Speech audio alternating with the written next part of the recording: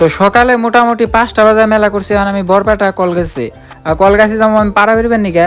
আর এই আমার 5 মিনিট দেখতেছেন ওইটা কিন্তু মুকালমা থানা পার করে থইলাম আমি। আর এই সাইরালিতে দেখতেছেন এখন একটা গাড়ি ঘোড়া নাই, কিন্তু বাড়িওয়ালা করে এই সাইরালি পার হইতে কিন্তু 5-6 মিনিট লেগে যায়। তো এই যে রাস্তাটা যে দেখতেছেন, এই রাস্তাতে মনে করেন যে ডাইরেক্ট বরপেটা ধুবুরি গোয়ালপাড়া একদম সবানে কিন্তু যান যায়।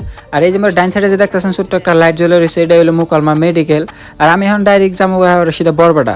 তো ঠাস করে এসে তেইশ মারা খেলাম বামুনবুড়ি কলেজের সামনে এসে, কিন্তু আমি হালকা করে গাড়ি নিয়ে পড়ে গেছিলাম গা। তো যাই কপাল ভালো, বেশি দুঃখ পাই নাই। অবশেষে আমি কিন্তু এখানে পাইলাম কোরারকুম।